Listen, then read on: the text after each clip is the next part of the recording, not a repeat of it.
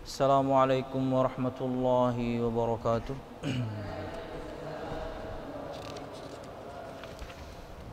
Innal hamdalillah nahmaduhu wa nasta'inuhu wa nastaghfiruh wa na'udzu billahi min shururi anfusina wa min sayyiati a'malina.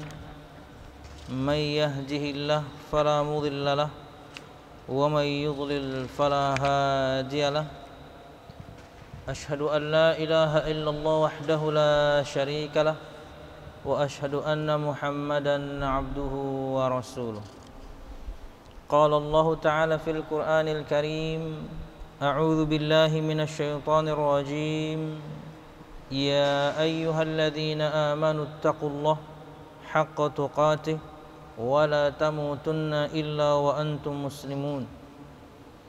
يا أيها الناس اتقوا ربكم الذي خلقكم من نفس واحدة وخلق منها زوجها وبث منهما رجالا كثيرا ونساء واتقوا الله الذي تساءلون به والأرحام إن الله كان عليكم رقيبا.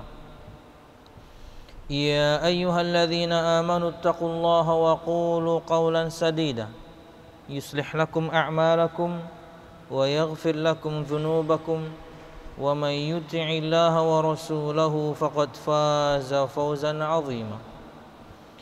فإن أصدق الحديث كتاب الله وخير الهدي هدي محمد صلى الله عليه وسلم وشر الأمور محدثاتها فإن كل محدثة بدعة وكل بدعة ضلالة وكل ضلالة في النار. أما بعد. Ikhwati at-talabah rahimakumullah. Alhamdulillah, segala puji dan syukur marilah kita haturkan kepada Allah Subhanahu wa ta'ala. Kemudian salawat serta salam semoga selalu tercurahkan kepada junjungan besar Nabi kita Muhammad sallallahu alaihi wasallam, juga beserta para sahabatnya, keluarganya, dan segenap kaum muslimin yang selalu istiqamah berpegang teguh dengan Islam sampai hari kiamat kelak.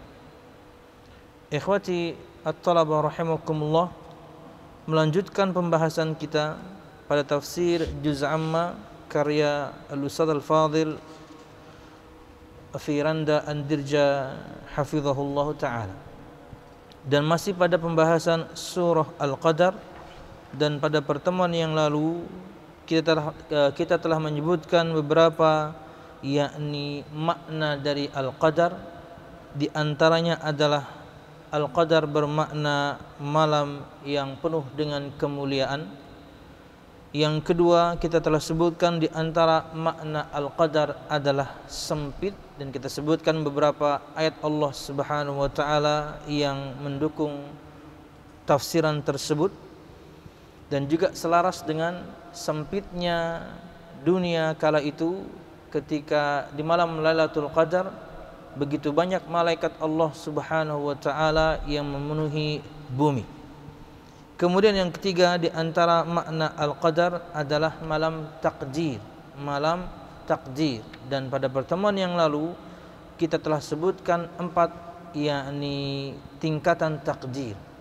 Ada yang disebutkan dengan takdir al-azali yang di Lauhil Mahfuz, semua ketentuan, semua makhluk Allah Subhanahu wa ta'ala telah dituliskan.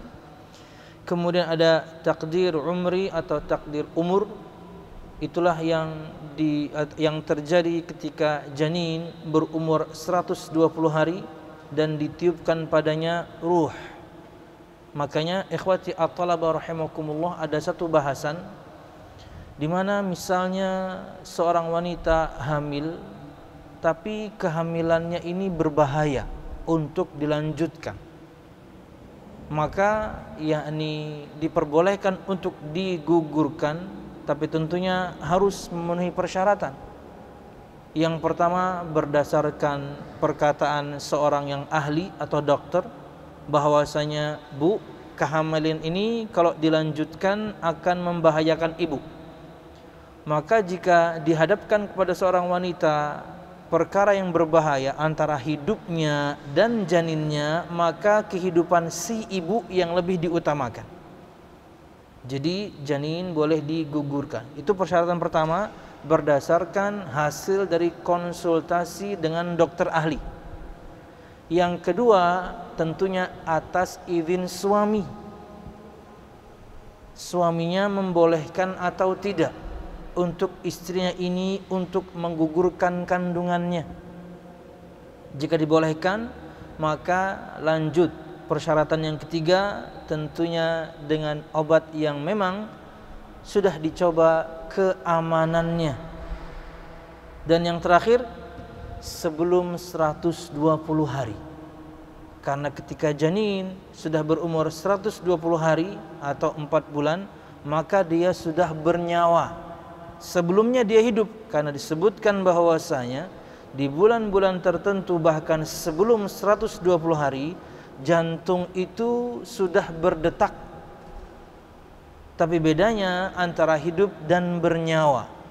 Ketika 120 hari ditiupkanlah ruh, bernyawa dia. Maka kalau memang harus digugurkan satu kandungan dengan persyaratan 3 pertama tadi, yang keempat harus sebelum ditiupkannya ruh. Wallahu a'lam bishawab. Karena kalau sudah hidup, maka kita berarti membunuh. Tapi jika belum, maka tidak. Tentunya ini perkara yang sangat jarang, tapi sekalipun terjadi, maka itulah persyaratan yang disebutkan oleh Syekh Shalih Fauzan bin Abdullah Al-Fauzan hafizallahu ta'ala, untuk seorang wanita untuk menggugurkan kandungannya dengan persyaratan yang tadi. Tapi kalau misalnya alasannya hanya karena jarak antara bayi sekarang dengan yang berikutnya terlalu dekat, alasannya nanti bagaimana memberi makannya, oh itu tidak bisa. Itu bukan alasan-alasan yang memperbolehkan seorang wanita kemudian menggugurkan kandungannya. Tapi jika alasannya betul-betul membahayakan kehidupan si ibu, maka ibulah yang lebih diutamakan untuk hidup. Oke. Nah, kemudian yakni ada takdir sanawi, takdir tahunan. Itulah bahasan kita pada yakni malam Lailatul Qadar, di mana Allah Subhanahu wa taala memindahkan data takdir 1 tahun dari Al-Lauhul Mahfuz ke yakni catatan para malaikat Allah Subhanahu wa taala. Dan yang terakhir adalah takdir yaumi atau harian, karena Allah Subhanahu wa taala setiap hari memiliki satu urusan. Wallahu a'lam bishawab. Kemudian juga sudah kita sebutkan berkaitan dengan yakni malaikat Allah Subhanahu wa taala yang memenuhi langit, hingga kita sebutkan satu sabda Nabi Muhammad sallallahu alaihi wasallam yang membuktikan bahwasanya langit itu penuh dengan malaikat Allah Subhanahu wa taala. Kemudian di malam Lailatul Qadar dia turun ke bumi penuh sesak. Makanya di antara makna Al-Qadar adalah sempit, karena di malam itu bumi penuh dengan malaikat Allah Subhanahu wa taala. Berkaitan dengan malaikat Allah yang begitu banyak dan ia memenuhi langit dengan 7 lapisnya, sabda Nabi Muhammad sallallahu alaihi wasallam kita sudah sebutkan pada pertemuan yang lalu. Perhatikan halaman 527. Inni ara ma la taraun wa asma'u ma la tasma'un. Attatis sama'u wa haqqalaha anta itta. Ma fiha mawdi'u arba'i asabi'a illa alaihi malakun sajidun. Aku melihat apa yang kalian tidak lihat, dan aku mendengar apa yang kalian tidak dengar. Ini di antara keutamaan Nabi kita Muhammad sallallahu alaihi wasallam. Dan kita tahu juga hadis-hadis tentang ancaman orang yang akan diazab di kuburannya, itu kan karena Nabi Muhammad diperdengarkan orang yang sedang diazab di dalam kuburnya. Kata Nabi Muhammad SAW, yang pertama, la yastatiru minal baul, tidak mencari satar atau penutup ketika buang air kecil. Di makna yang lain, tidak cebok ketika selesai buang air kecil. Dan yang kedua, dia mengadu domba orang lain. Mereka kira itu perbuatan yang ringan, padahal itu perbuatan yang besar. dengannya kemudian seorang diazab di dalam kuburnya, dan Nabi Muhammad kala itu diperdengarkan, kita enggak dengar. Makanya ikhwati at-talabah rahimakumullah, kalau misalnya kita semua bisa mendengar bagaimana orang di dalam yakni kuburnya diazab, niscaya tidak ada yang berani bermaksiat. Karena orang akan tahu ketika kemudian ada orang-orang yang meninggal pelaku dosa, azabnya ngeri. Yang tidak bisa mendengarkan azab kubur itu adalah kita manusia dan jin. Kalau kita bisa dengar, ya berarti nggak ada faedahnya bahwasanya azab dan nikmat kubur itu ilmu ghaib. Lawang kita bisa dengar kok, gaib dari mana? Dan niscaya juga tidak ada di antara kita yang berani mengantarkan teman kita yang sudah meninggal ke kuburan. Lawang serem kok. Iya, kata Nabi Muhammad SAW, laula alla tadafanu la da'utullah ayyusmi'akum min adzabil qabri alladhi asma'u minhu. Jika saja kalian tidak saling menguburkan satu sama lain, nah, sayangnya kalian harus saling menguburkan satu sama lain. Siapa yang meninggal ya kita kuburkan dulu, nanti kita meninggal kita dikuburkan. Kalau enggak kayak gitu, kata Nabi Muhammad SAW, tidak saling menguburkan kalian satu sama lain, artinya kita enggak pergi ke kuburan untuk menguburkan teman kita. Aku ingin berdoa kepada Allah agar Allah memperdengarkan kepada kalian azab kubur yang aku dengar. Aku dengar, kata Nabi Muhammad. Kalian enggak. Tapi kalau misalnya kalian tidak saling menguburkan satu sama lain, artinya kalian enggak pergi ke kuburan untuk menguburkan teman kalian yang sudah meninggal duluan. Saya pengen kalian dengar azab kubur. Tapi enggak, coba diperdengarkan. Enggak ada yang berani ke kuburan. Ada yang meninggal ya kita geletakin aja udah. Karena menyeramkan. Teriakan orang yang sedang diazab di dalam kubur itu didengarkan oleh semua makhluk kecuali kita manusia dan jin. Akan ngerinya azab Allah Subhanahu wa taala. Makanya ia ilmu ghaib, ia adalah perkara yang gaib dan kita wajib mengimani. Kan ada ya orang-orang kafir itu, orang-orang kafir, mereka hanya mengimani sesuatu yang mereka bisa indra. Betul, ada di antara mereka yang mempercayai yang gaib, tapi sangat sedikit. Tapi kebanyakan mereka hanya mengimani yang bisa mereka indra. Makanya mereka mendustakan azab kubur, mereka mendustakan nikmat kubur. Mereka bahkan kemudian mengatakan kepada kita kaum muslimin, mana ancaman Nabi kalian itu? Mana janji Nabi kalian itu? Karena kita tahu dari sabda Nabi Muhammad SAW. Kata Nabi Muhammad SAW, innal qabra la yadhiqu. Dalam bacaan yang lain, innal qabra la yudayyaqu al kafiri hatta takhtalifa adla'u. Sesungguhnya kuburan itu akan dipersempit, akan menyempit untuk orang kafir sampai tulang belulangnya berselisihan, remuk. Di antara dalil yang membuktikan bahwasanya azab kubur itu asalnya kepada ruh tapi bisa berimbas ke jasad. Ini jawaban kita pertama kali. Bahwasanya azab kubur itu yang menerima adalah ruh. Nikmat kubur itu yang menerima adalah ruh. Pertama kali. Ini untuk menjawab untuk sebagian orang yang meninggal tapi jasadnya enggak diketemukan. Orang yang meninggal jasadnya tidak dikuburkan. Orang yang meninggal, ya seperti tsunami itu berapa banyak kemudian jenazah tidak ditemukan. Bisa jadi kemudian sebagian di antara mereka orang saleh, sebagian di antara mereka pelaku maksiat. Yang diazab apanya kalau begitu? Yang dapat nikmat siapanya kalau begitu? Maka jawabannya ruhnya. Kemudian baru kita bahasan berikutnya, bahwasanya azab dan nikmat itu bisa berimbas ke jasad. Ini contoh sabda Nabi Muhammadnya. Bahwasanya kuburan untuk orang kafir akan menyempit, akan dipersempit, bahkan sampai akan membuat tulang belulangnya berselisihan, remuk. Dan tulang belulang bagian dari jasad. Ya, mengerikan. Orang kafir, mereka hanya percaya yang bisa mereka indra. Ketika kemudian salah satu anggota keluarga mereka meninggal, mereka buka kembali, nggak ada bekas. Seperti sedia kala, masih pakai jas.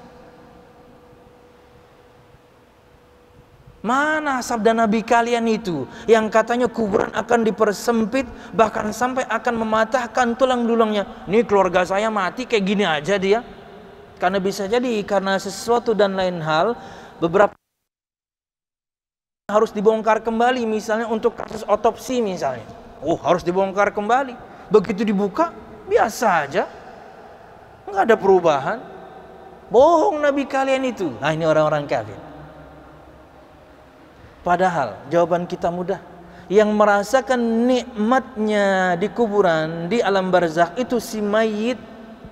Yang merasakan ngerinya azab, sakitnya azab si mayit, bukan kita yang hidup.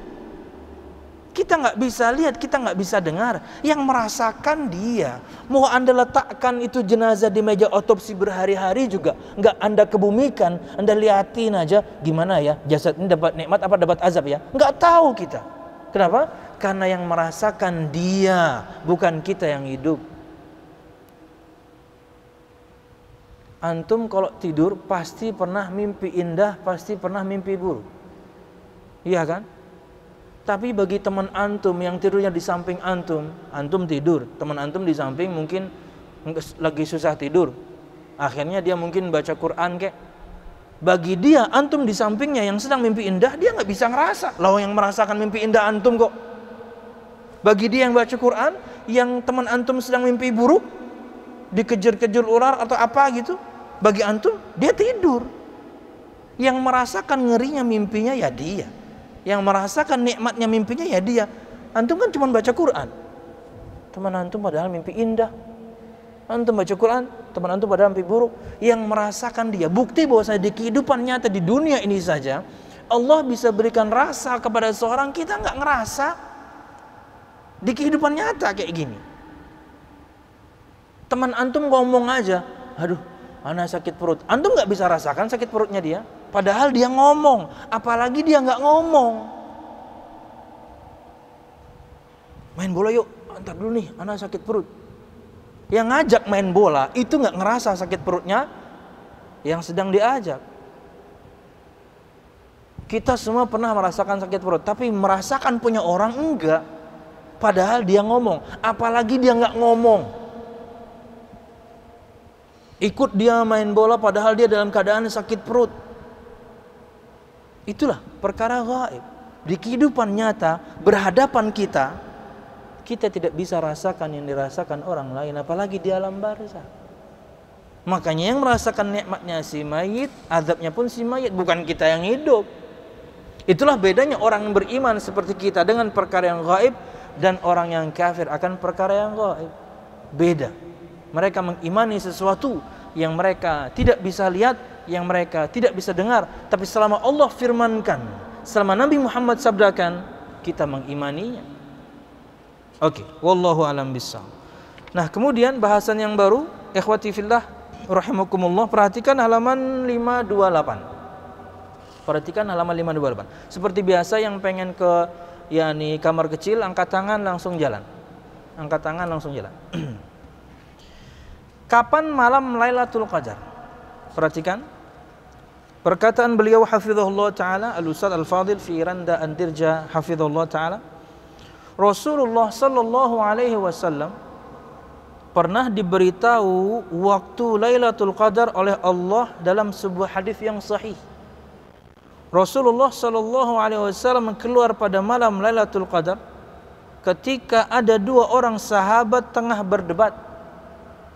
Beliau bersabda, "Inni kharajtu li ukhbirakum Lailatul Qadri fatalaha fulanun wa fulanun farufi'at wa asa an yakuna khairan lakum faltamisuha fit tas'i was sab'i wal khamsi."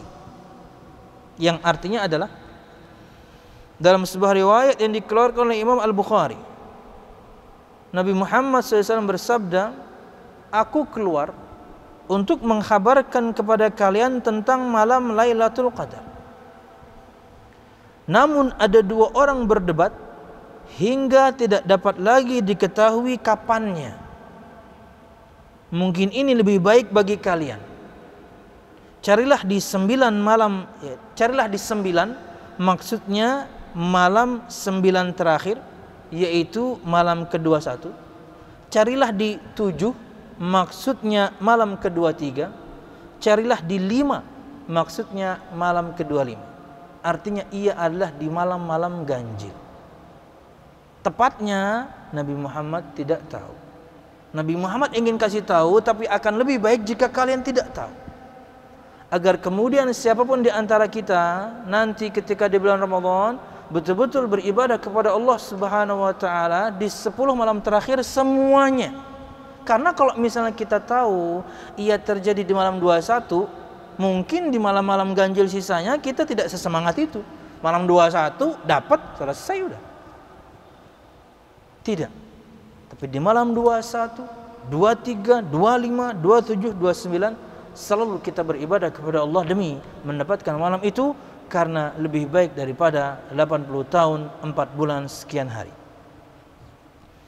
Disebutkan oleh beliau di sini, akibat perdebatan itu tidak diketahui lagi waktu datangnya malam Lailatul Qadar. Padahal Nabi Muhammad kala itu pengen ngasih tahu, tapi ketika ada para sahabat yang berdebat, Nabi Muhammad nggak jadi. Dan kata beliau, ini mungkin lebih baik daripada kemudian tahu, tak-taunya nanti mungkin orang terfokus kepada malam tertentu, mending nggak tahu sekalian. Akhirnya di 10 malam terakhir bulan Ramadan, di semua malam itu kita beribadah kepada Allah Subhanahu wa ta'ala. Hadits ini juga menjadi dalil bahwa rahmat Allah dapat terangkat gara-gara pertengkaran. Ini penting. Ikhwati at-thalaba rahimakumullah. Kalau misalnya ada salah faham antara antum dan teman yang lain, segera selesaikan. Sebelum kemudian nanti rahmat kasih sayang Allah dicabut dari antum, dari pesantren, dari ruangan, dari kamar. Ya, ada masalah standar wajar. Kadang kita kemudian berseteru dengan teman kita. Tapi kalau misalnya kita sadar bahwasanya kitalah yang bersalah, nggak usah malu, minta maaf aja. Ikhwati at-thalaba rahimakumullah, nyari teman itu susah, nyari musuh gampang. Nyari teman itu susah. Dan terkadang memang sering ana menyampaikan bahwasanya teman-teman yang saleh terkadang nggak asik orangnya. Tapi kita harus bersabar dengan orang-orang seperti ini, karena merekalah yang selalu mengingatkan kita akan kesalahan kita ketika kita berbuat salah. Teman sejati itu kayak gitu. Kita bersalah diingatkan, bukan dibiarkan. Dan bisa jadi kemudian ketika mengingatkan terjadi salah paham. Jangan bertengkar. Dulu ketika di Madinah itu ada yang berantem, langsung dikeluarin. Ya, langsung dikeluarin, tidak ada kesempatan kedua. Saya ingat waktu itu anak dari Kolombia sama anak dari Afrika lah pokoknya, salah satu negara di Afrika, di benua Afrika pokoknya. Apa gitu, Kolombia sama siapa gitu. Kenapa saya tahu? Saya sebelum berjalannya yakni istilahnya perkuliahan, saya kenalan sama anak Kolombia ini. Kemudian suatu saat tak taunya di siang hari dia pamitan, bro. Ini mungkin karena tetanggaan, kamar saya, kamar dia di sana. Saya pamit ya. Kenapa? Saya kemarin berantem katanya. Terus saya dikeluarkan. Waduh, kenapa akhi kamu nggak bisa nahan amarah sedikit aja? Ya bagaimana lagi katanya. Jadi anak tahu itu karena apa? Orangnya cerita langsung, anak Kolombia. Entah apa masalahnya waktu itu, kemudian mereka berantem sama kampus, langsung dipanggil ke kantor, langsung dikasih tiket pulang. Nggak ada gitu, maaf nanti saya nggak lakukan lagi, nggak ada. Di sini tempat orang nuntut ilmu. Ente nggak bisa nahan amarah, pulang aja.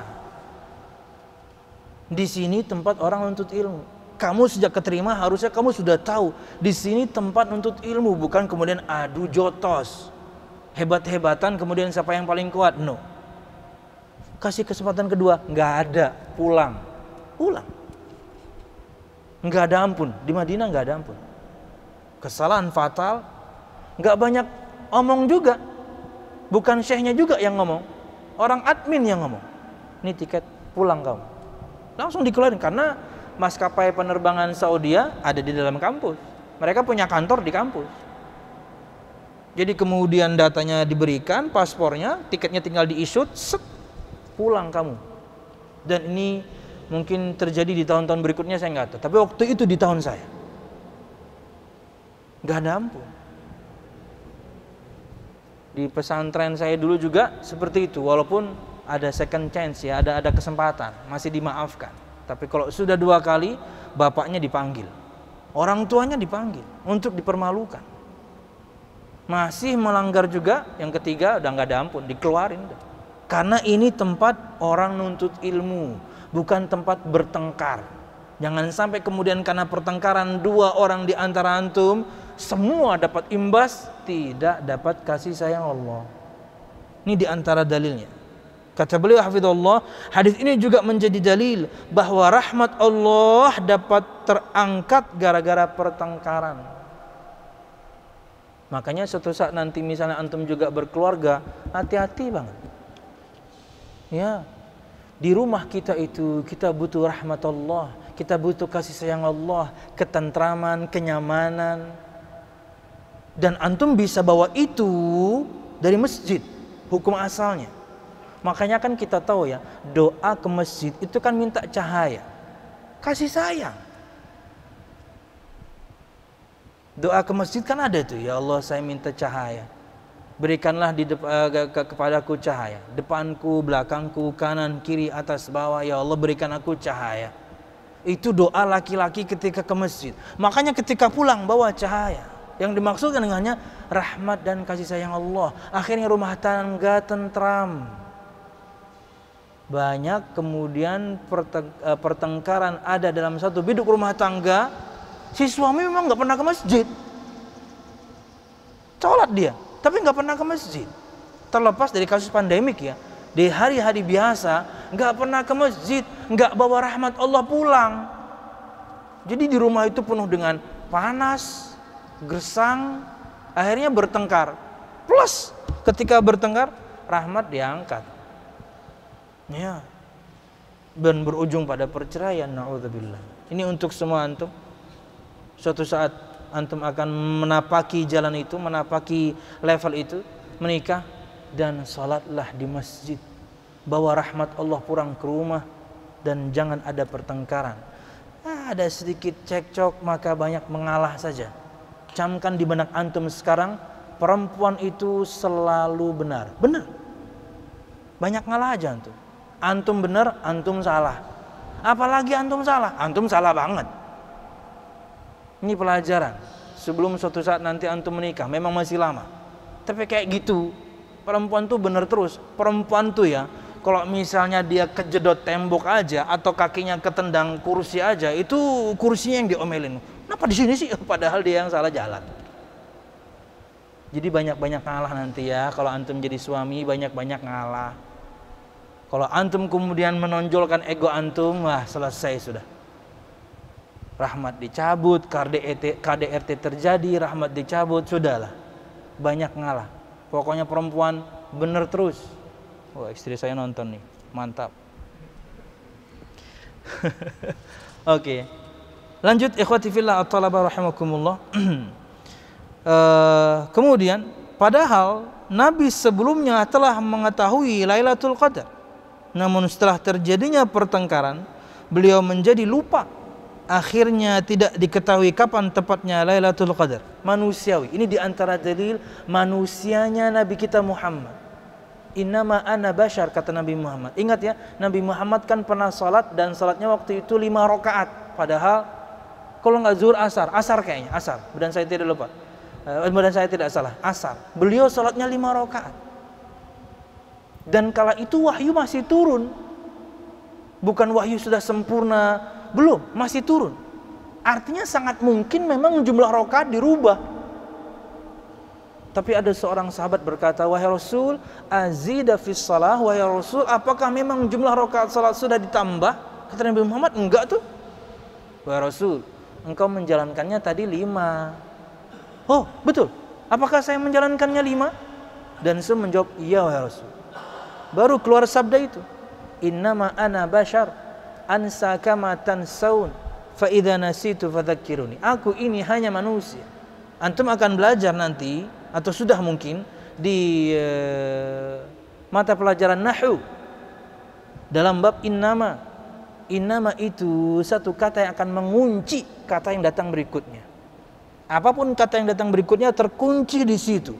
Innama ana bashar. Sesungguhnya aku hanya manusia. Terkunci di manusia. Bukan Tuhan, bukan anak Tuhan, bukan jin, bukan syaitan, manusia. Terkunci dia karena ada innamanya di depan. Aku lupa sebagaimana kalian juga bisa lupa. Maka jika aku lupa, tolong diingatkan. Ini juga Nabi Muhammad lupa. Beliau manusia sallallahu alaihi wasallam, tapi ingat, manusia pilihan dan mulia. Terangkatnya Lailatul Qadar merupakan musibah. Akan tetapi Nabi Muhammad SAW berkata, bisa jadi itu lebih baik bagi kalian. Ya. Salah satu hikmah Allah menyembunyikan malam Lailatul Qadar adalah agar kaum muslimin beribadah kepada Allah pada seluruh 10 hari terakhir di bulan Ramadan. Itulah hikmahnya. Kenapa tidak dikasih tahu tepatnya kapan? Agar di 10 hari terakhir di bulan Ramadan kita maksimal selalu beribadah kepada Allah Subhanahu wa ta'ala. Lanjut. Hal ini karena seandainya Lailatul Qadar diketahui secara pasti, kebanyakan orang hanya bersemangat untuk beribadah pada malam tersebut saja. Betul. Coba kita tahu, yakni kejadiannya atau malam Lailatul Qadar hanya di malam 21. Setiap tahunnya mesti malam 21. Bisa jadi nih. Malam 23, 25, 27, 29 sepi. Kenapa? Lawang udah dapat. Kalau misalnya memang dipastikan tanggal tertentu, mesti orang ramainya waktu itu doang. Itulah hikmah kenapa dirahasiakan, agar dari 21 sampai terakhir kita beribadah terus. Itulah yang Allah Subhanahu wa ta'ala inginkan dari kita. Padahal banyaknya pahala bukan hanya pada malam Lailatul Qadar, melainkan seluruh malam pada bulan Ramadan, terutama 10 hari terakhir. Oleh karenanya, jika ada kabar bahwa malam ini atau malam itu adalah Lailatul Qadar, hal ini bertentangan dengan hikmah yang dikehendaki oleh Allah Subhanahu wa ta'ala. Biarkan dia umum. Pokoknya di 10 malam terakhir kita memaksimalkan ibadah kepada Allah Subhanahu wa ta'ala di bulan Ramadan. Kalau misalnya orang dari malam 21 kemudian i'tikaf sampai terakhir, pasti dapat. Pasti dapat. Lawang kemudian dia di masjid kok 10 hari terakhir.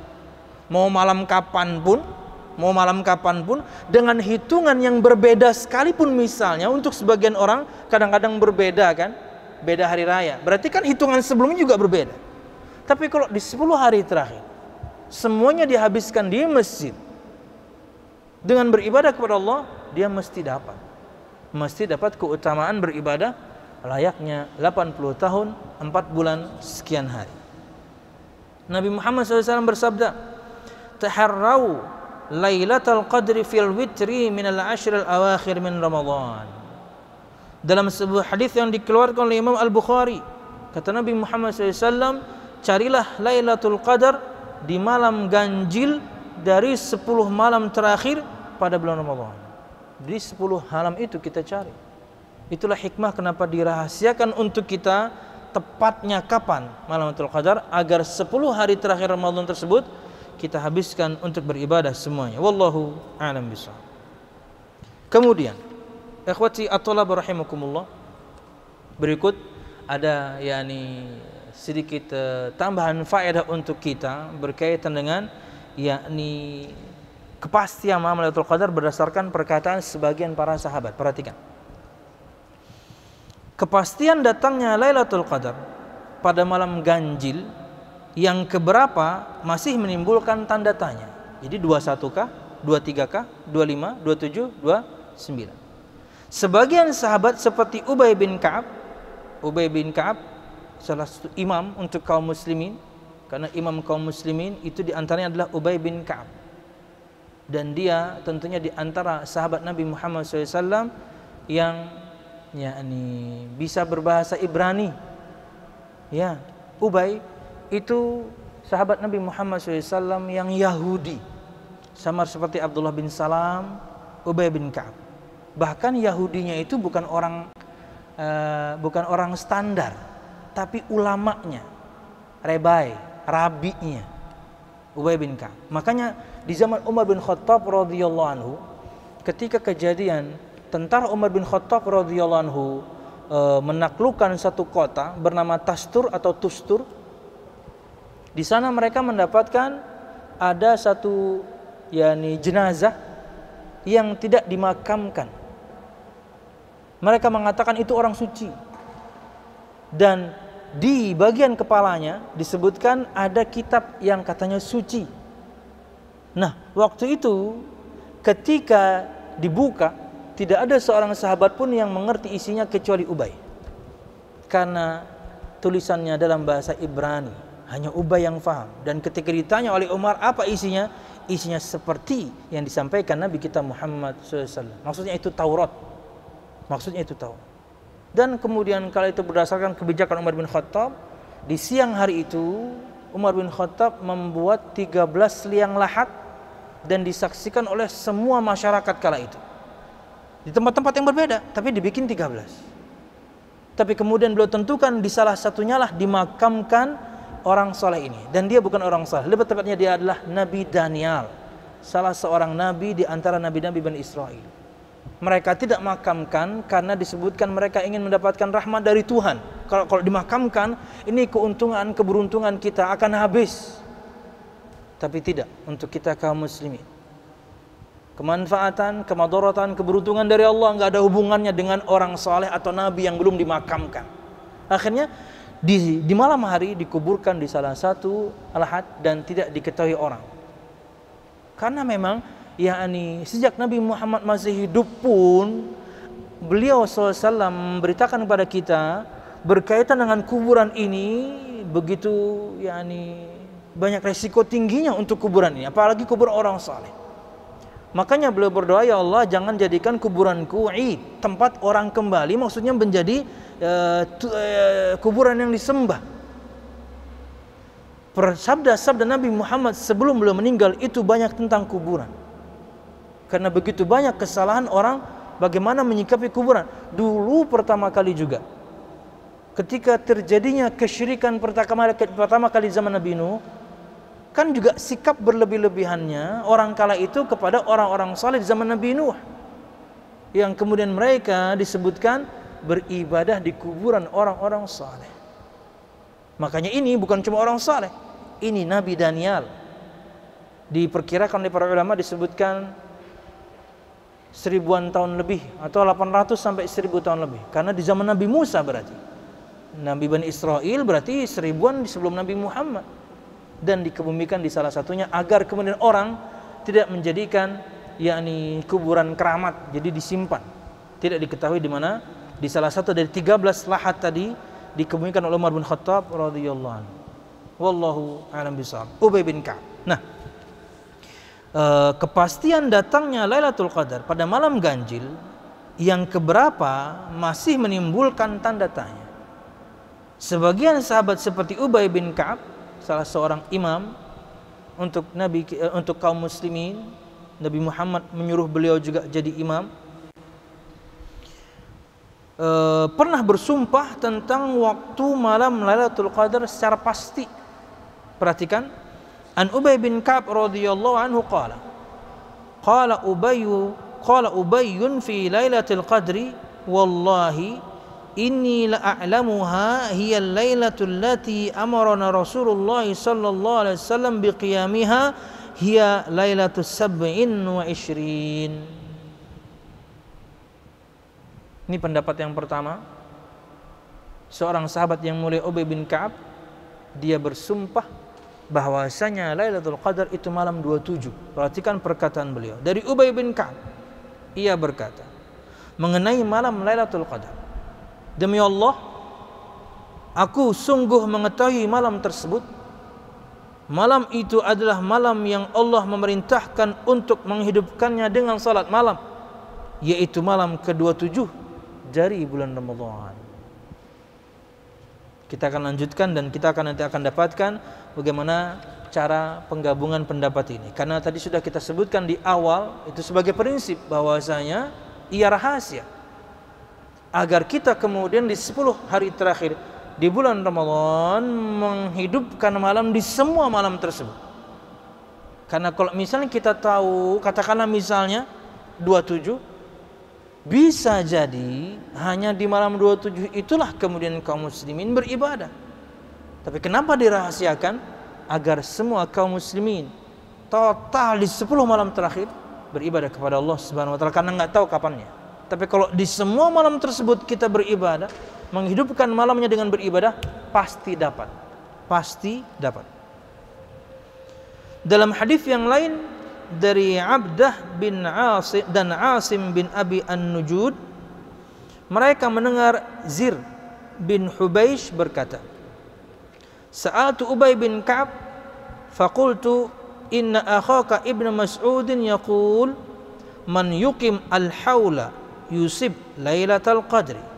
Faqala rahimahullahu ta'ala arada an la yattakilan nas.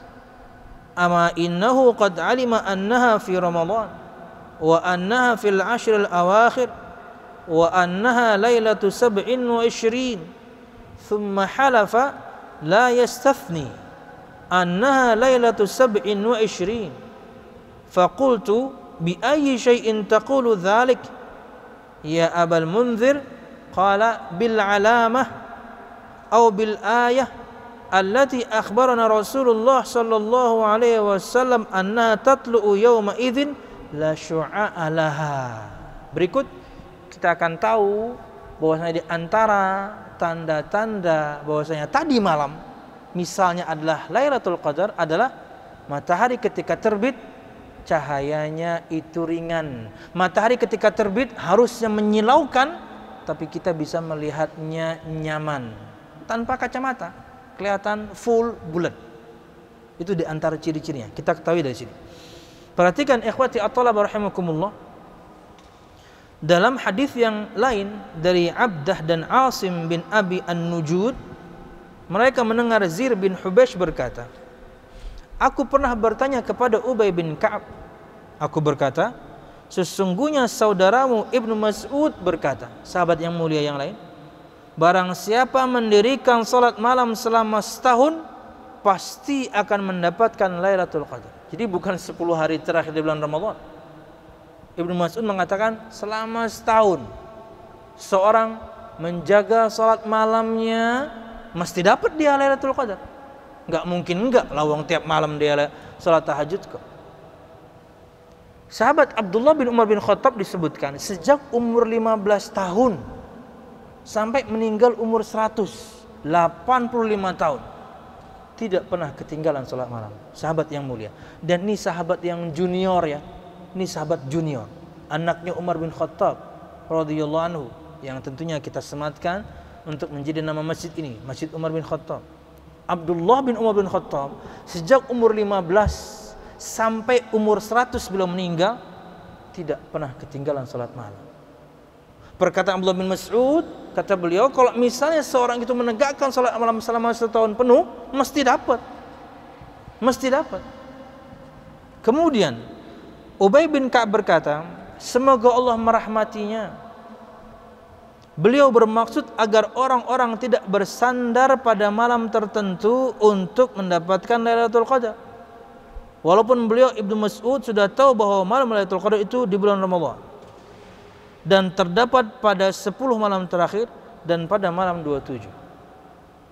Jadi kata Ubay bin Ka'ab, perkataan Abdullah bin Mas'ud itu agar orang enggak males-malesan. Pokoknya selama orang itu menegakkan salat malam selama 1 tahun full, mesti dapat itu malam Lailatul Qadar. Padahal kata Ubay bin Ka'ab, Abdullah bin Mas'ud tahu Lailatul Qadar itu di bulan Ramadan. Padahal beliau tahu Lailatul Qadar itu 10 hari terakhir di bulan Ramadan. Padahal beliau tahu bahwasanya Lailatul Qadar itu di malam 27. Dia ingin menguatkan perkataan dia. Ibnu Mas'ud tahu malam 27 sebenarnya. Ibnu Mas'ud tahu itu di bulan Ramadan, di 10 hari terakhir dan malam 27. Tapi dia katakan barang siapa yang menghidupkan salat malam selama setahun full, dia pasti mendapatkan Lailatul Qadar.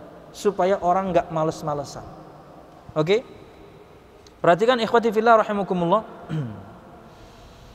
Kemudian kata beliau, kemudian Ubay bin Ka'ab bersumpah tanpa menyebutkan kata insyaallah setelahnya, tanpa istitsna. Artinya beliau bersumpah dan yakin bahwa malam itu adalah malam ke-27. Aku sebagai perawi Zir al-Hubaish, aku berkata, dengan apa sehingga engkau berkata demikian, wahai Abul Mundhir? Maksudnya, kok kamu bisa yakin, hai Ubay bin Ka'ab, dia itu malam 27? Kenapa itu membuat kamu yakin iya malam 27? Kemudian beliau berkata, dengan tanda yang pernah Rasulullah SAW kabarkan kepada kami, yaitu matahari terbit pada pagi harinya tanpa sinar yang terik. Jadi Ubay bin Ka'ab dia sampai berani bersumpah, kenapa malam Lailatul Qadar itu malam 27? Karena tanda ini dia saksikan. Karena tanda ini dia saksikan bahwasanya ketika matahari terbit di hari berikutnya tidak terik, bisa kita lihat dengan mata telanjang. Tanpa pakai kacamata pun kemudian kita bisa melihat matahari full karena dia yakni redup. Nah, kemudian ada riwayat-riwayat lain mengenai terjadinya malam Lailatul Qadar selain malam 27 Ramadan. Salah satunya adalah hadis dari Abu Sa'id Al-Khudri radhiyallahu anhu bahwa malam Lailatul Qadar pernah terjadi di zaman Nabi Muhammad di malam 21. Nah, sekarang pendapat sahabat yang lain. Tadi Ubay bin Ka'ab memastikan 27. Sekarang kemudian sahabat Abu Sa'id Al-Khudri yang mengatakan bahwasanya pernah terjadi di zaman Nabi Muhammad SAW malam Lailatul Qadar itu bahkan di awal, yaitu di malam 21. Perhatikan perkataan beliau. Saat itu Nabi Muhammad SAW bersabda, "Waqad uritu hadhihi al-lailah thumma unsituha fabtaghuha fil ashr al-awakhir wabtaghuha fi kulli witrin waqad ra'aituni asjudu fi ma'in wa tin." Kata Nabi Muhammad SAW, dan sungguh aku telah diperlihatkan malam ini kapan Lailatul Qadar, lalu aku dilupakan.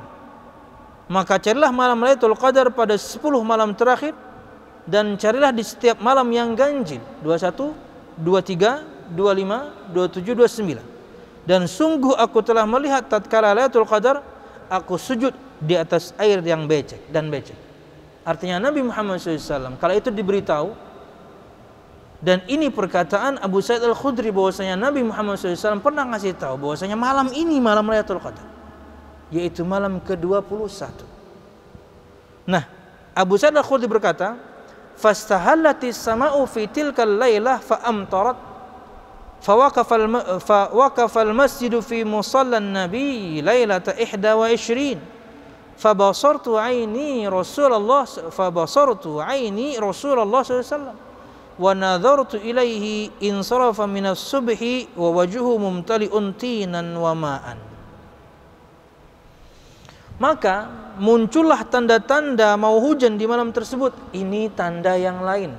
Ikhwati fillah rahimakumullah, ini adalah tanda yang lain di antara tanda-tanda yang menunjukkan malam itu malam Lailatul Qadar.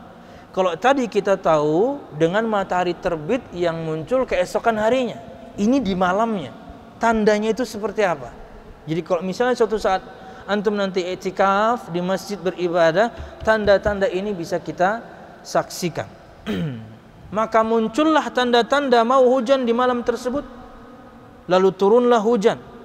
Lalu hujan masuk melalui sela-sela atap masjid pada malam ke-21. Kemudian aku melihat Rasulullah SAW dan melihat beliau selesai salat subuh, wajah beliau penuh dengan air dan becek. Di yang pertama Nabi Muhammad menyebutkan, aku pernah diperlihatkan malam Lailatul Qadar, dan kata beliau kemudian aku lupa tepatnya kapan. Tapi yang beliau ingat kala itu beliau sujud di atas air dan becek di malam ini, yang kemudian diterangkan oleh yakni Abu Sa'id Al-Khudri bahwasanya di zaman Nabi Muhammad pernah diketahui Lailatul Qadar itu malam 21 karena beliau melihat bekas beceknya bekas air dan becek yang ada di wajah, karena kita tahu waktu itu tentunya enggak seperti sekarang ya, tanah. Masjid Nabawi tanah. Makanya ketika air masuk, karena kala itu hujan, ini di antara tanda-tandanya. Malam itu ada hujan, dan disebutkan bukan hujan yang deras ya. Tapi kala itu masuk ke masjid hingga membuat lantai masjid kemudian basah, makanya Nabi Muhammad sujud dan wajah beliau basah dan juga becek. Wallahu a'lam bishawab. Nah, ikhwati at-thalaba rahimakumullah, inilah dalil bahwa Lailatul Qadar pernah terjadi pada malam 21 dan turun hujan ketika itu. Oleh karenanya, para ulama berbeda pendapat tentang waktu terjadinya Lailatul Qadar. Ulama Syafi'iyah berselisih menjadi dua pendapat. Al-Imam Asy-Syafi'i berpendapat bahwa Lailatul Qadar terdapat pada malam tertentu, yaitu di antara malam-malam ganjil pada 10 hari terakhir di bulan Ramadan. Malam tersebut tidak berpindah-pindah, namun sangat diharapkan bahwa malam tersebut adalah malam 21 atau 23. Ini pendapat Imam Asy-Syafi'i. Adapun Al-Muzani, murid beliau di bawahnya, yang merupakan murid langsung Imam Syafi'i, berpendapat bahwa malam Lailatul Qadar berpindah-pindah dari satu tahun ke tahun yang lain. Inilah pendapat yang dikuatkan oleh Imam An-Nawawi. Pendapat kedua lebih kuat berdasarkan hadis-hadis, yaitu bahwa pada zaman Nabi pernah terjadi pada malam 21 dan juga malam 27. Menurut Imam An-Nawawi, pendapat inilah satu-satunya cara yang bisa mengkompromikan hadis-hadis tersebut. Artinya dia setiap tahunnya berpindah-pindah, bisa 21, bisa 27, bisa malam-malam ganjil yang lain. Makanya kalau misalnya seorang memfokuskan dirinya untuk di 10 hari terakhir di bulan Ramadan dia beriktikaf, pasti dapat. Mau di malam ganjil berapapun terjadinya malam Lailatul Qadar, maka dia pasti mendapatkannya. Wallahu a'lam bishawab. Oke. Kemudian masuk kita ke ayat yang terakhir, ikhwati fillah at-thalaba rahimakumullah, perhatikan halaman 531. Salamun hiya hatta matla'il fajar. Yang artinya adalah sejahteralah malam itu sampai terbit fajar. Apa artinya? Berikut penjelasan ayat dari Al-Ustaz Al-Fadhil Firanda Andirja hafizahullah ta'ala.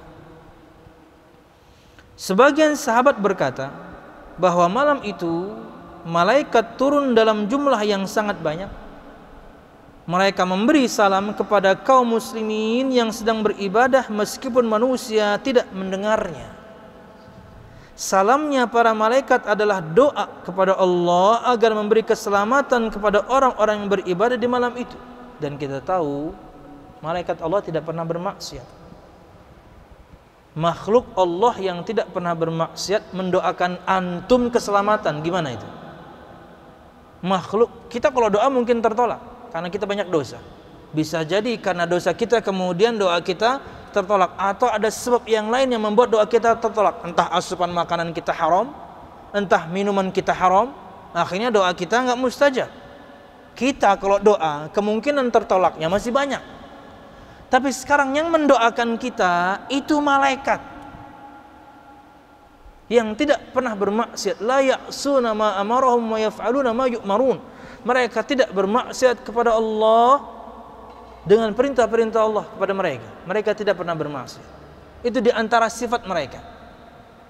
Makhluk Allah yang tidak pernah bermaksiat mendoakan keselamatan untuk kita. Gimana? Makbul. Itulah keutamaan tersebut. Perhatikan, ana ulang ya. Sebagian sahabat berkata bahwa pada malam itu malaikat turun dalam jumlah yang sangat banyak. Mereka memberi salam kepada kaum muslimin yang sedang beribadah meskipun manusia tidak mendengarnya, tapi mereka memberikan salam. Salamnya para malaikat adalah doa kepada Allah agar memberi keselamatan kepada orang-orang yang beribadah di malam itu. Ikhwati at-thalabah, salawat dan salam dari malaikat itu maknanya dua. Jika salawat dan salam itu untuk Nabi Muhammad, maka artinya pujian. Perhatikan, salawat dan salam dari malaikat kalau untuk Nabi Muhammad itu maknanya adalah puji-pujian.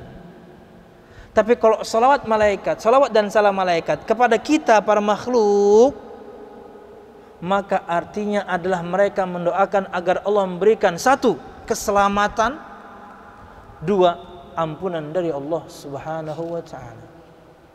Makanya begitu banyak amal yang membuat malaikat Allah Subhanahu wa taala mendoakan kita. Di antaranya satu, mengajarkan orang kebaikan. Itulah kenapa antum nanti ketika sudah cukup ilmu, ketika liburan, kemudian misalnya di pengajian keluarga antum diperintahkan untuk menyampaikan kajian, sampaikan. Ajarkan kebaikan kepada keluarga antum yang mungkin mereka belum tahu dan antum sudah tahu di sini.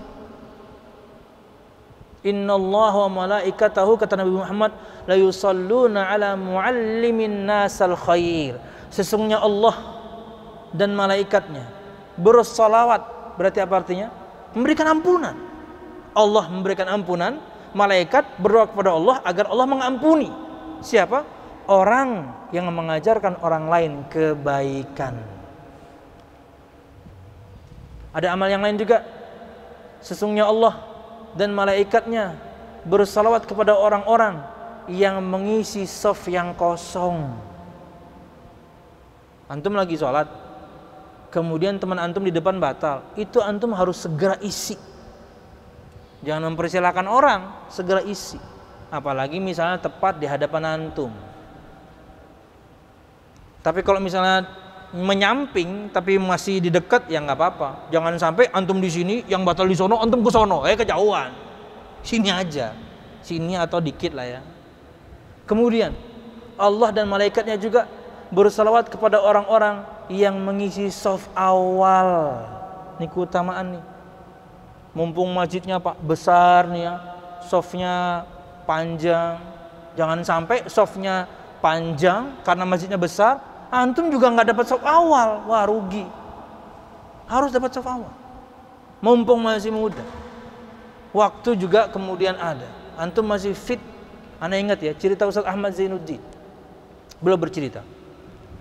Di salah satu umrah, beliau berusaha untuk dapat shaf awal di Masjid Nabawi.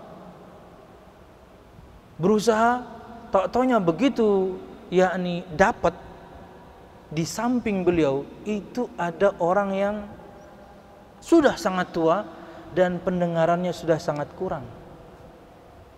Yang ada di benak beliau, kata beliau waktu itu adalah bahwasanya bagaimana saya nanti mempertanggungjawabkannya di hadapan Allah. Kenapa? Ini orang udah tua, pendengarannya pun sudah kurang. Karena beliau tahu kenapa pendengarannya kurang. Beliau ngasih tahu ke Ustaz Ahmad, nanti ketika sholat berikan kepada saya selalu isyarat ketika imam berganti gerakan. Mungkin dengan menyentuhnya, karena udah nggak dengar, mungkin mata juga sudah rabun. Kata beliau, bagaimana nanti saya mempertanggungjawabkan umur saya, masa muda saya, kehidupan saya di hadapan Allah. Saya ini masih muda. Ini orang kan tua, tapi dia bisa shaf awal dan menggapai shaf awal di Masjid Nabawi. Oh, misalnya azan jam 5 nih, antum harus jam 2 udah di situ. Azan misalnya jam 5, 3 jam sebelumnya antum sudah harus di masjid. Kalau enggak akan dapat. Enggak akan dapat karena semua orang mengejarnya. Semua orang dari semua negeri ingin mengejar shaf awal. Maka kalau misalnya enggak 2 atau 3 jam sebelumnya enggak bakal dapat. Setengah jam sebelum azan enggak bakal dapat. Sejam sebelum azan enggak bakal dapat. 3 jam. Harus sudah di situ duluan. Artinya bisa jadi ketika masjid dibuka kita sudah di dalam. Ya, menurut saya tidak salah. Kalau Ramadan itu nggak pernah ditutup, tapi di hari-hari biasa jam 11 malam tutup, jam 2 kalau nggak salah buka. Mudah-mudahan saya nggak salah. Itu timingnya Masjid Nabawi. Ya. Tapi kalau Ramadan nggak pernah ditutup, 24 jam buka. Tapi hari-hari biasa jam 11 tutup, seingat saya. Jadi ketika ada orang habis isya gitu masih zikir, masih sholat di masjid, itu nanti diusir-usirin karena jam 11 tutup. Nanti jam 2 baru dibuka.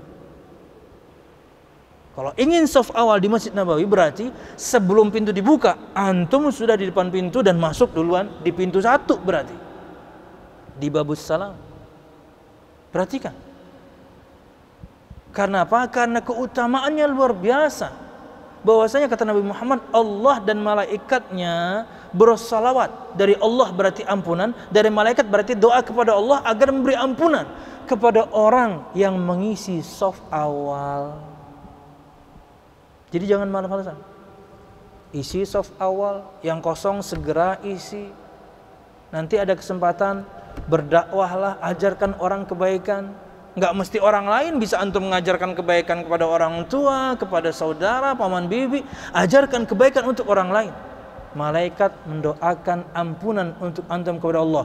Kita minta ampun mungkin terhalang karena kita begitu banyak dosa. Tapi sekarang yang mendoakan antum ampunan malaikat Allah yang tidak pernah bermaksiat. Sama seperti malam ini. Mereka mendoakan keselamatan. Keselamatan itu dijamin sejak terbenamnya matahari hingga terbitnya fajar. Wallahu a'lam bishawab. Disebutkan, perhatikan ikhwati fillah. Setiap muslim hendaknya memanfaatkan malam-malam tersebut untuk mencari malam Lailatul Qadar. Nabi bersabda tentang keutamaan orang yang beribadah pada malam Lailatul Qadar. Kata beliau SAW, "Man qama Lailatul Qadri imanan wa ihtisaban, ghufira lahu ma taqaddama min dhanbih." Dalam hadis yang dikeluarkan oleh Imam Al-Bukhari, Nabi Muhammad SAW bersabda yang artinya adalah, barang siapa melaksanakan salat pada malam Lailatul Qadar. Ingat ya, ia bermula sejak masuknya maghrib. Ingat, malam itu bermula sejak masuknya maghrib. Antum beribadah sejak itu, maka antum dapat berarti. Apalagi misalnya, yakni maghrib berjamaah, isya berjamaah, apalagi antum i'tikaf, mestilah berjamaah. Kemudian setelahnya antum baca Quran. Tengah malamnya lagi kemudian salat malam tanpa witir karena mungkin tadi sudah witir. Keutamaan demi keutamaan, kata Nabi Muhammad, barang siapa melaksanakan salat pada malam Lailatul Qadar karena iman kepada Allah dan mengharap pahala kepada Allah. Ingat ya, mengharap pahala itu ajaran Nabi. Jangan sampai antum dapat syubhat kalau beramal mengharap pahala berarti enggak ikhlas. Enggak. Ini perintah Nabi, ini ajaran Nabi, ini syariat. Yang namanya beramal itu kita mengharapkan pahala dong dari Allah. Masa enggak? Ini ajaran Nabi Muhammad. Barang siapa melaksanakan salat pada malam Lailatul Qadar karena iman dan mengharap pahala dari Allah, dosa-dosanya yang telah lalu akan diampuni.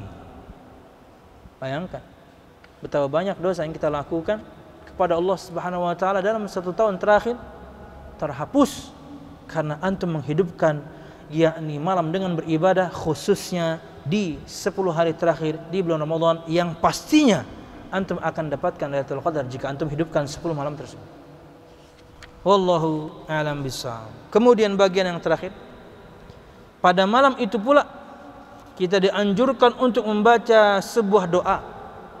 Dalam sebuah hadis dari Aisyah radhiyallahu anha, ia berkata, aku pernah bertanya pada Rasulullah sallallahu alaihi wasallam, yaitu jika saja ada satu hari yang aku tahu bahwa malam tersebut adalah malam Lailatul Qadar, lantas apa doa yang mesti kuucapkan?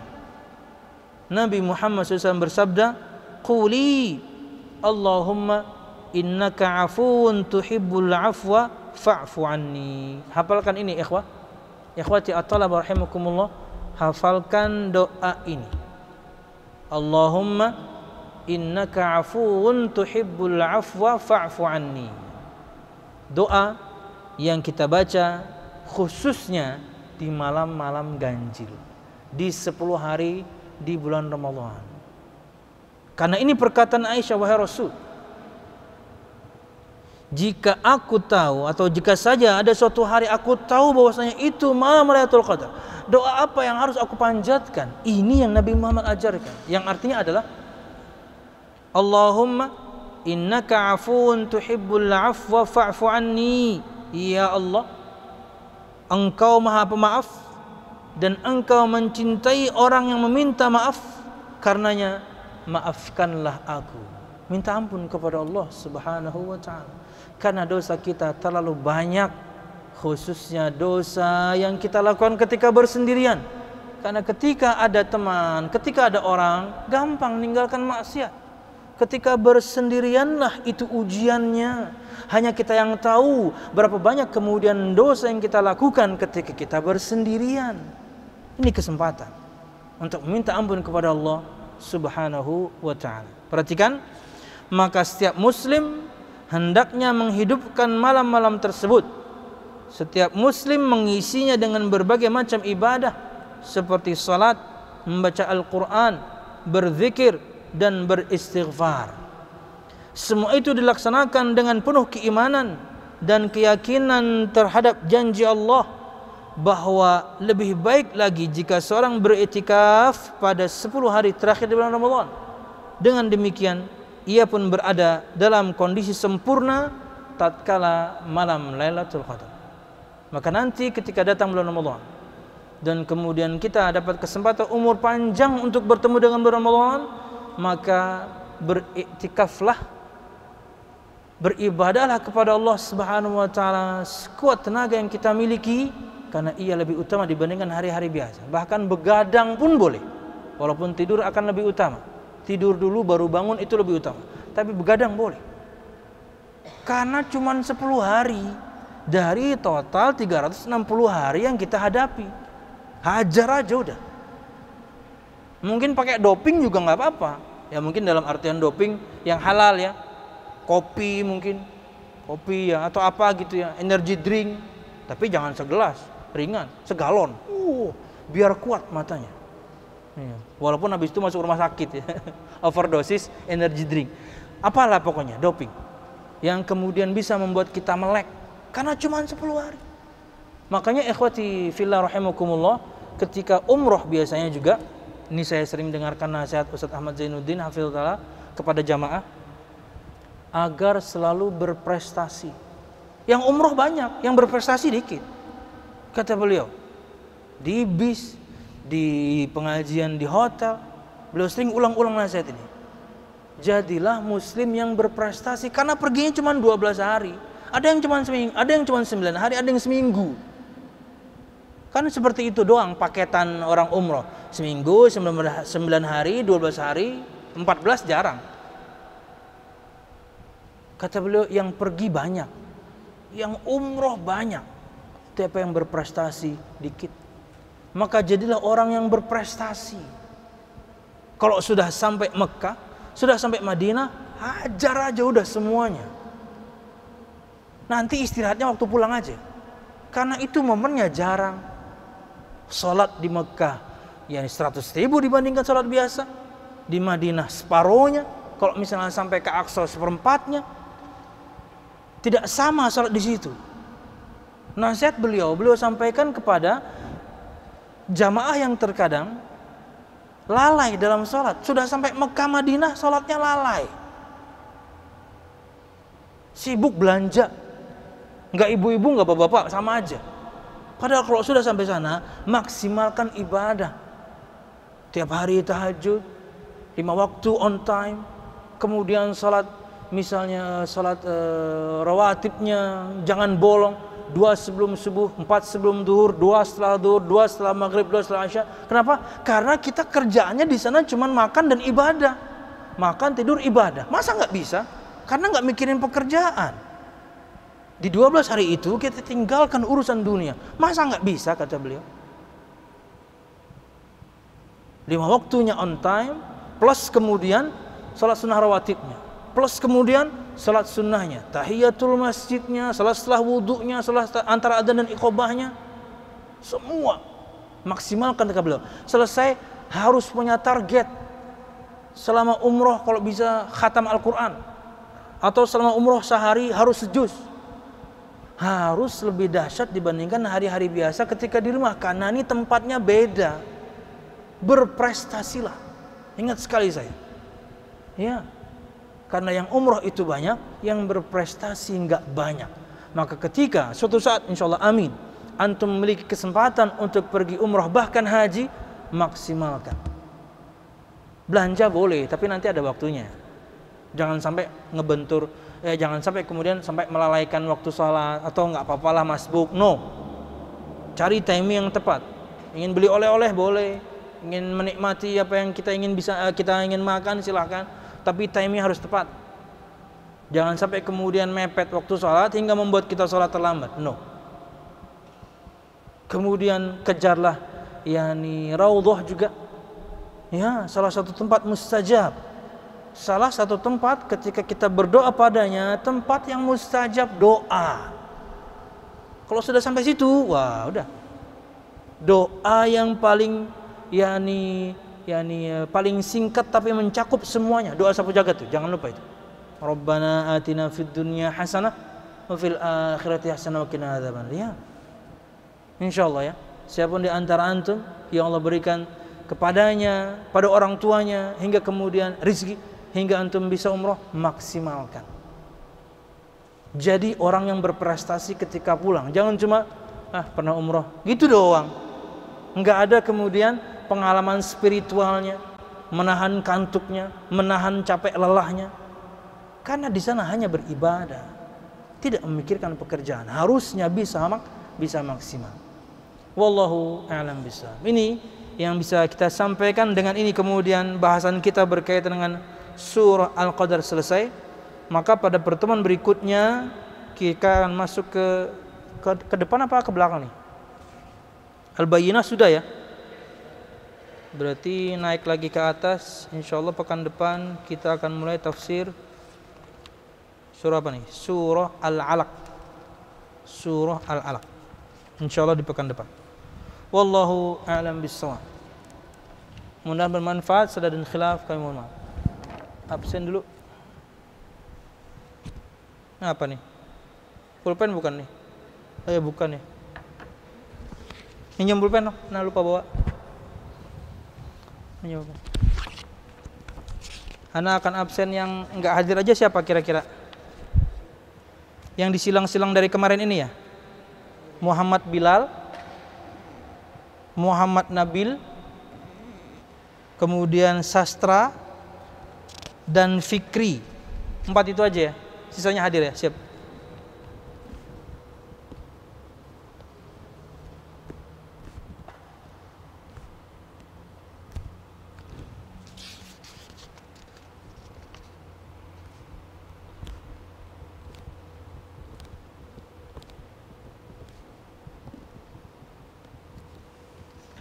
Ya, dan bermanfaat. Salah dan khilaf, ana mohon maaf. Mudahan insyaallah di pertemuan mendatang kita masuk ke ujian kapan? Belum ya? Belum ada jadwal. Minggu depan bukannya ujian? Belum ya? Sorry. Ini. Insyaallah kita akan masuk ke surah yang baru Al-Alaq. Kita tutup dengan doa kafaratul majlis. Subhanakallahumma bihamdika asyhadu an la ilaha illa anta astaghfiruka wa atubu ilaik. Wassalamualaikum warahmatullahi wabarakatuh.